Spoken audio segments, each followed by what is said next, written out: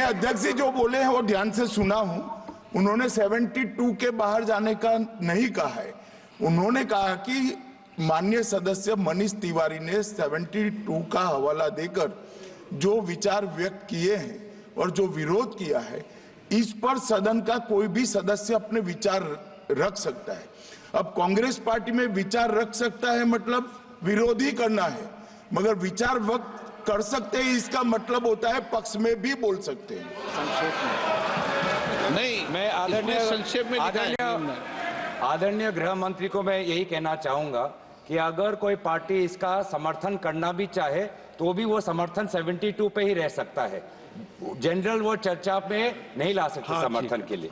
मैं सर ये दो जो कानून है, constitutional amendment 129 constitutional amendment act और the bill to further amend government of union territories act 63, national capital territories 91, Jammu Kashmir reorganisation act 2019, ये दोनों कानून संविधान और नागरिकों के वोट देने के जो उनकी संवैधानिक अधिकार है उस पर आक्रमण है और इसका हम पुरजोर विरोध करते हैं। विरोध का आधार ये है कि इस सबसे पहले 82(5) में चुनाव आयोग को जो यहाँ पे ताकत दी गई है कि चुनाव आयोग आज राष्ट्रपति को अपना एक निर्णय दे सकते हैं कि कब निर्वाचन हो सकता है। ये कभी भी इससे पहले चुनाव आयोग की ऐसी ताकत भारत के संविधान के निर्माताओं ने नहीं बनाया है। चुनाव आयोग की क्या सीमाएं हैं वो आर्टिकल 324 में है, जहां पर इलेक्शन कमीशन को बस कैसे सुपरवाइज करना चाहिए, कंट्रोल करना चाहिए, इलेक्शन रोल कैसे बनाना चाहिए, वहीं तक ही चुनाव आयोग की क्षमताओं का सीमा बनाया है। लेकिन इस संविधान ने चुनाव आयोग को असंवैधानिक गैर कानूनी ताकत दी है। राष्ट्रपति अगर कोई परामर्श लेते हैं तो सिर्फ काउंसिल ऑफ मिनिस्टर से परामर्श लेते हैं, वो कभी भी वो चुनाव आयोग से परामर्श नहीं लेते हैं। ये एक गैर संवैधानिक इन्होंने एक ढांचा बनाया है।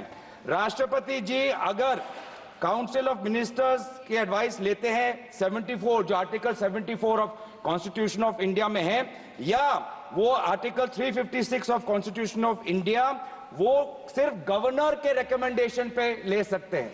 356 गवर्नर के रिकमेंडेशन पे या 74 के अनुसार काउंसिल ऑफ मिनिस्टर्स के रिकमेंडेशन में।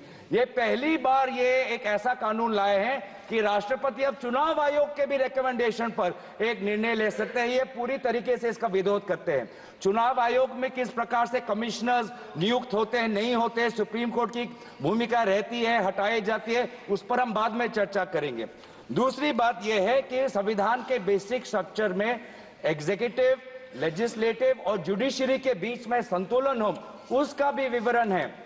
आज इस बिल के द्वारा आदरणीय राष्ट्रपति जी को ज्यादा शक्ति दिया गया है कि वो अपने सुपरिंटेंडेंट से एक नए 82A के द्वारा अब वो विधानसभाओं को भंग कर सकती है। ये एक्सेसिव पावर इस बिल में चुनाव आयोग को भी दिया गया है और राष्ट्रपति जी को भी दिया गया है। और यहाँ पे जो मुद्दा उठाया है कि ये कि चुनाव आयोग का ये जो खर्च है कम करना चाहते हैं, चुनाव आयोग के खुद उन्होंने कबूल किया है कि 2014 की चुनाव आयोग में कितना पैसा खर्च हुआ, लगभग 3700 करोड़।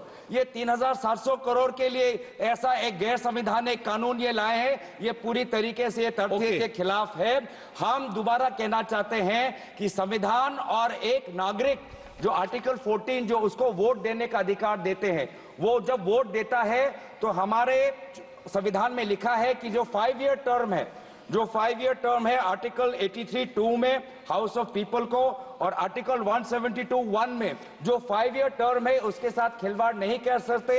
ये एक गलत नीति आयोग के रिपोर्ट के आधार पर ये कहना चाहते हैं कि 5 ईयर टर्म अनिवार्य नहीं है। 5 ईयर टर्म अनिवार्य है, ये नीति आयोग के रिपोर्ट में नहीं जाए। नीति आयोग कोई संवैधानिक कोई बॉडी नहीं है जो इस प्रकार का ये परामर्श दे पाए। तो इसीलिए मैं बस इतना ही कहना चाहूंगा कि ये दोबारा अगर इनको लगता है कि प्रधानमंत्री मोदी जी पर के प्रचार से ये पूरे ये भारत के चुनाव को छीनेंगे, तो हम ये चोरी नहीं होने देंगे और हम बिल का विरोध करते हैं। इस बिल को जेपीसी में भेजा जाए।